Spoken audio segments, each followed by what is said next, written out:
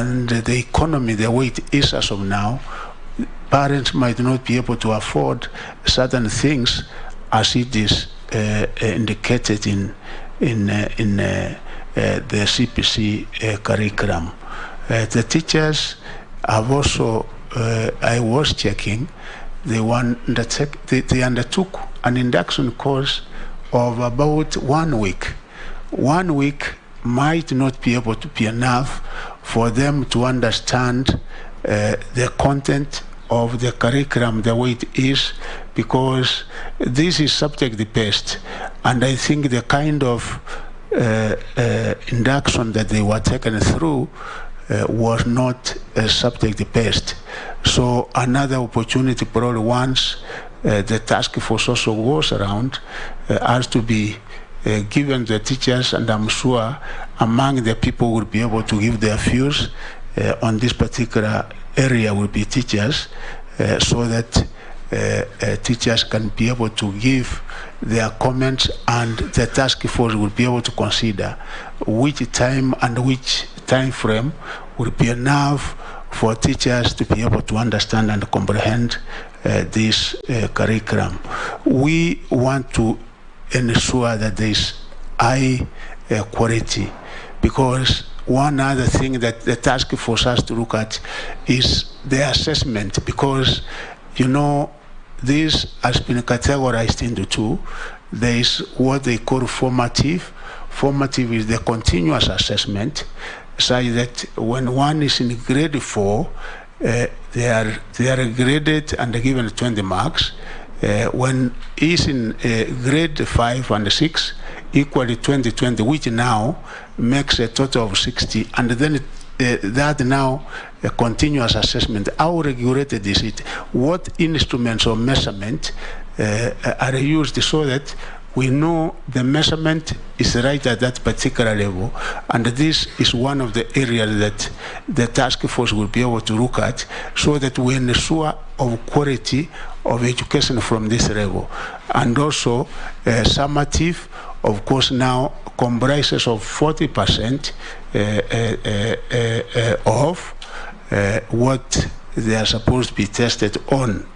University capitation, yes, as members have clearly indicated, there is a lot of problems in our universities.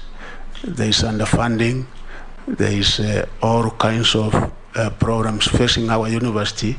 And Honorable Chair and members, you are aware that government gives capitation to all public universities, and according to the amendment that was done by the National Assembly, I think in 2016, is what made it now possible for private universities to access capitation money. But when you also look at the figures, anyone going to a private university is given, I think, about 63,000, when one who goes to a public university and the government sponsorship is given about 153. So up to now, we have, I think, in a 4-year period, about 86,000 of our Kenyan students in private universities, and of course accessing public funds. This is not a policy matter, but I think a legislative matter, because it's an act of Parliament, and Parliament has to probably come up with an amendment in case the stakeholders feel that it has to be done. Honorable Chairman, I'm a bottom-up person. I understand the government system. I know the way it operates, and in case there are cartels in that ministry, I think it is time for them to start packing and going elsewhere, because with Machogu at the helm of that ministry, if there is anything I will not allow, I will like value for money, shilling by shilling, and we will be able to do very proper monitoring, so that we don't lose any money at all. I agree totally that there is duplication. In actual fact, if you see what CDF has done in a number of constituencies, because when I became member of parliament, honorable chair, I did benchmarking actually in Kipikeron East and in Tinderet, and I used a paper-based contract. So a classroom that I was doing at 600, same size, same quality, you find brought the ministry at 2 million. So these are some of the things that I have an opportunity, and if there's anything I will do, because I've been a member of parliament, is to work very, very closely, hand in hand with my honorable members, so that you are able to provide oversight, including even identification of the schools which are to benefit out of infrastructural funds, because I think the way and the manner in which it is done probably is a little bit opaque, and I will make sure that it is totally transparent, so that there is that participation, so that we are able to get a school from each and every constituency, each and every sub-county, and the input for me or us in the ministry level to arrive at that particular decision would have been made from the constituency level. Teacher shortage is real in this country, Honorable Chairman, because I think as of now, almost each and every part of the country, both primary and secondary, there is a serious shortage, and that's why this administration in the Education Charter has made it very clear that in a 2-year period, we will be able to employ at least 116 teachers. Honorable members, you are aware of the very tight fiscal space that we are operating in, but progressively we will be able to employ these teachers, and I'm aware that with effect from January, we will be employing not less than 30,000 teachers to be spread all over the country, and more so areas that are having an acute shortage of teachers. And apart from employing teachers so that we are able to improve on the quality of education, it will also afford an opportunity to those who have not had employment for some time. And we also have internship program. We intend, once I get in the ministry, to institutionalize this system of interns, because it is a little bit cheaper, affordable, such that once one serves as an intern for some time, from there we can also be able to give him or her an opportunity of getting permanent employment.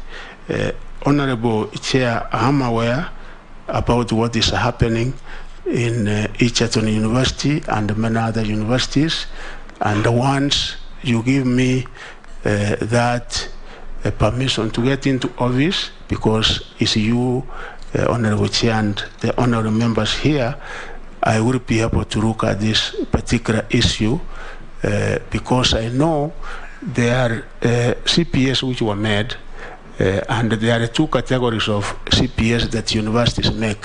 One, that all the universities make, dealing with the salaries and dealing with a few other things. Others are made by individual universities. The last one was made, I think, 2017 to 2021. It's supposed to be 4-year period.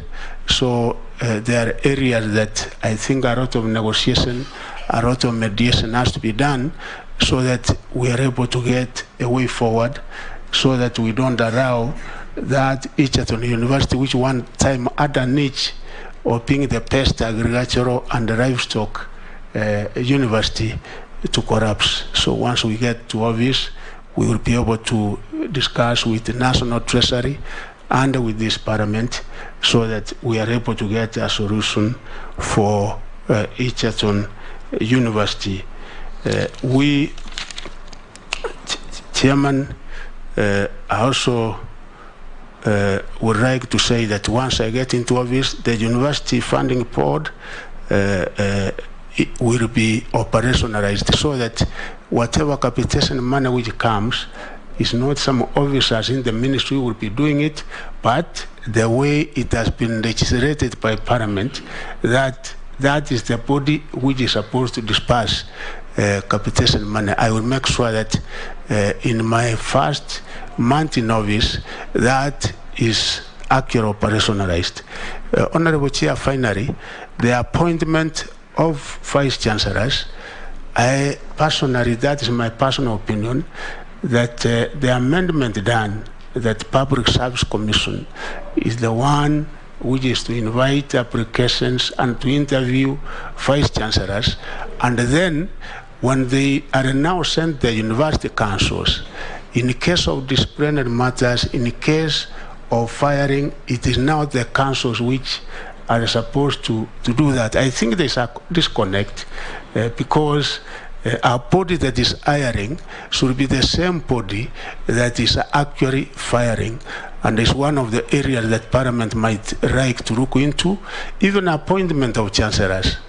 When I graduated from the University of Nairobi, the president was the chancellor and was the one awarding us the degrees. Now, if you invite applications, because these are supposed to be eminent Kenyans, people who have served the country with distinction, and we have many probably who are supposed to be appointed by the president of the country so that they act on his behalf. But if you invite applications, I'm sure that you are not going to get men applying.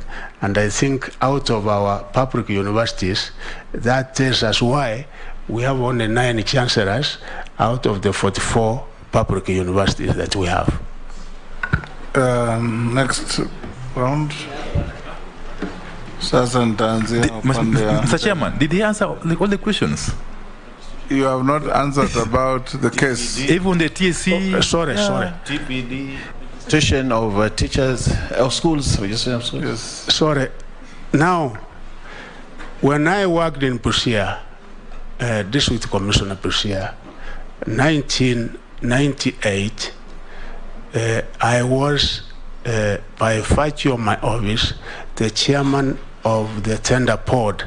The tender board used to comprise all heads of department, and it was now anything that a head of department or a ministry wanted to be discussed in the tender board, we initiate through the district procurement or supplies officers, as they were known then.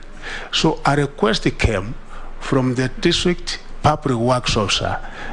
In actual fact, we had no money, and even by the time I arrived to Busia, there was no money.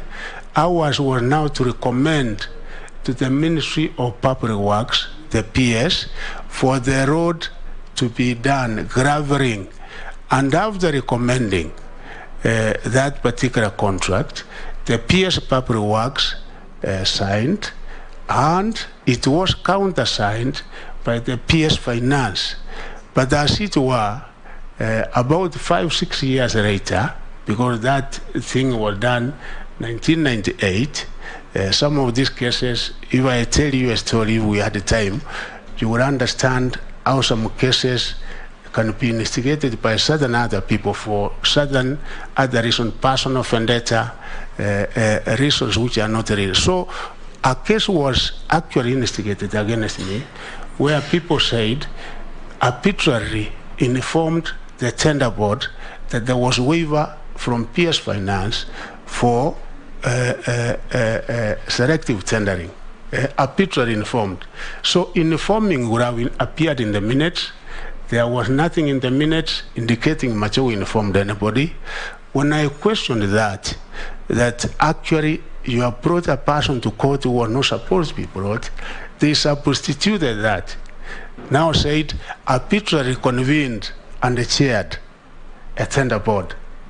That one count. Nobody ever accused Machogu of anything. So, convening the chairman, you don't convene. Actually, this is the secretary, and in that particular aspect, had a letter inviting me as chairman to the meeting. The other thing I had to prove to the court was the circulars of that particular time that the person who was supposed to chair the tender board was actually the district commissioner, and also to prove the court that I was not some imposter from somewhere. I was properly appointed as district commissioner, and actually I was not an imposter. So the court said Machogo had no case, and because of that... Where was the court? In Busia? No, here in Nairobi. In Nairobi. And because of that, government, for malicious prosecution, Machogo was paid 10 million, and actually it accrued interest. So when the government paid, it paid me 14,873,000. I was not a millionaire, but they made me one. Courtesy yes. of people prosecuting cases. That's fine. It's the other one, and I undertake, Honorable Chair, yes. that indeed the way to go in this country is day schools, boarding schools right now, and the boarding day schools we have over 70%. If we have to have 100% transition, we require day schools. So one thing that I would have to look into, the first month, as you allow me to get into office, is to have those schools which are not registered to be registered, because they have teachers, and we should not be an impediment to any such as a ministry. Very good. Teachers' employment. How many teachers? Yeah, we are starting. You said 116. We are starting with the 30, and as the economy becomes vibrant, I'm sure I will be working very closely with the Parliament, because it is this 13th Parliament that will be able to give me funds in order to employ more teachers. But we are starting with about 30 in January, and I'm sure that the figure will be able to improve. Thank you. Now, Chairman. This time, we start from Chairman. the front. No soliciting Sharia. Chairman. Yes, please. Yeah, Chairman, the question of the Mamamboga and the Boda parents hasn't been answered by the Kwanza Nominee. Can you repeat the question? The question was about the illegal levies, Chair, that have been levied to parents out all over the country. Chairman, yes, Chair also didn't hear the answer to the cartels on TPD, university placement, Ruaraka land. I've not had the answers the Honorable Machogo answering. And I believe he's the nominee for Cabinet Secretary in the Republic of Kenya. Thank you. Thank not you. Kenya Kwanza. Thank you. Once I get into office, the 6,000, because our teachers are doing very good work for our children, and actually they should be commended for what they do. One area that I will look into, Honorable Chair and Honorable Members, is this, and the 6,000, and review me that I will be able to take the next